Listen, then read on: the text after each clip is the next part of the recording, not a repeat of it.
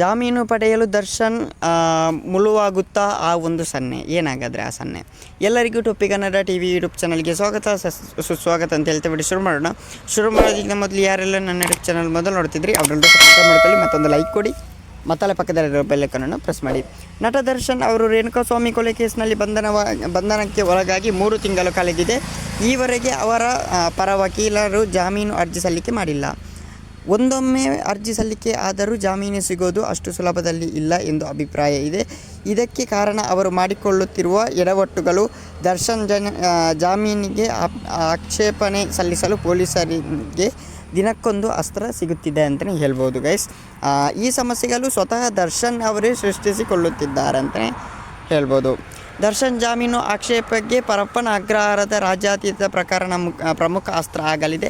ಜೈಲಿನಲ್ಲಿ cigarette, tea, coffee cup rowdy sheeter ಜೊತೆ ಕುಳಿತಿರುವ ಬಗ್ಗೆ ನ್ಯಾಯಾಲಯಕ್ಕೆ ಪೊಲೀಸರು ತಿಳಿಸಿದ್ದಾರೆ. ದರ್ಶನ್ಗೆ ಎಷ್ಟು ಪ್ರಭಾವ ಇದೆ ಎಂಬುದನ್ನು ಕೋರ್ಟಿಗೆ ಮನದಟ್ಟು ಮಾಡಿಕೊಳ್ಳಲು ಫೋಟೋ ಸಹಕಾರಿ ಆಗಲಿದೆ. ಇಷ್ಟೆಲ್ಲ ಮಾಡಿದ ದರ್ಶನ್ ಅವರನ್ನು ಬಳ್ಳಾರಿ ಜೈಲಿಗೆ ಶಿಫ್ಟ್ ಮಾಡಲಾಗಿತ್ತು. ಅಲ್ಲಿಯೂ ಅವರ ಬುದ್ಧಿ ಕಲಿತಿಲ್ಲ. ಬಳ್ಳಾರಿ ಜೈಲಿನಲ್ಲಿಯ ದರ್ಶನ್ ಅಸಭ್ಯ ವರ್ತನೆ ತೋರುತ್ತಿದ್ದಾರೆ. ಕ್ಯಾಮರಾಗಳ ಮುಂದೆ ಮದ್ಯದ ಬೆರಳು ತೋರಿಸುತ್ತಿದ್ದಾರೆ. ಆದರೆ ಫ್ಯಾನ್ಸ್ ಇದನ್ನು ಸಮರ್ಥಿಸಿಕೊಳ್ಳುವ ಪ್ರಯತ್ನ ಮಾಡುತ್ತಿದ್ದಾರೆ.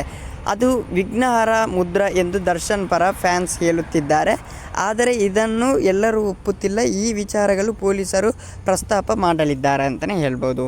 ರೇಣುಕಾಸ್ವಾಮಿ ಕೊಲೆ ಕೇಸ್ನಲ್ಲಿ ಬಂಧನ ಆಗಿರುವ ದರ್ಶನ್ಗೆ ಯಾವುದೇ ಪಶ್ಚಾತ್ತಾಪದ ಭಾವನೆ ಇಲ್ಲ. ಈಗಾಗಲೇ ಸಾಕ್ಷ್ಯನಾಶಕ್ಕೆ ದರ್ಶನ್ ಹಲವು ಪ್ರಯತ್ನ ಮಾಡುತ್ತಿದ್ದಾರೆ. ಹೊರಗೆ ಬಂದರೆ ಮತ್ತೆ ಪ್ರಭಾವ ಬಳಸಿ ಸಾಕ್ಷ್ಯನಾಶಕ್ಕೆ ಯತ್ನ ಮಾಡಬಹುದು. ರೌಡಿ ಶೀಟರ್ಗಳು, ಪ್ರಭಾವಿತಗಳ ಸಹಾಯದಿಂದ ಸಾಕ್ಷಿಗಳು ಬೆದರಿ ಹಾಕಿಸುವ ಸಾಧ್ಯತೆ. ಹೀಗಾಗಿ ದರ್ಶನ್ ಜಾಮೀನು ನೀಡಬಾರದು ಎಂದು ಪೊಲೀಸರು ಆಕ್ಷೇಪಣೆ ಸಲ್ಲಿಸೋ ಸಾಧ್ಯತೆ ಇದೆ. ಓಕೆ ಗೈಸ್, ಮುಂದಿನ ವಿಡಿಯೋದಲ್ಲಿ ಸಿಗೋಣ. ಅಲ್ಲಿ ಲೈಕ್, ಶೇರ್, ಸಬ್ಸ್ಕ್ರೈಬ್ ಮಾಡಿ ಅಂತ ಹೇಳ್ತಾ ಬೇಗ ಲೈಕ್ ಮಾಡಿ ಗೈಸ್. ಬೇಗ 1K ದಾಟಿಸೋಣ.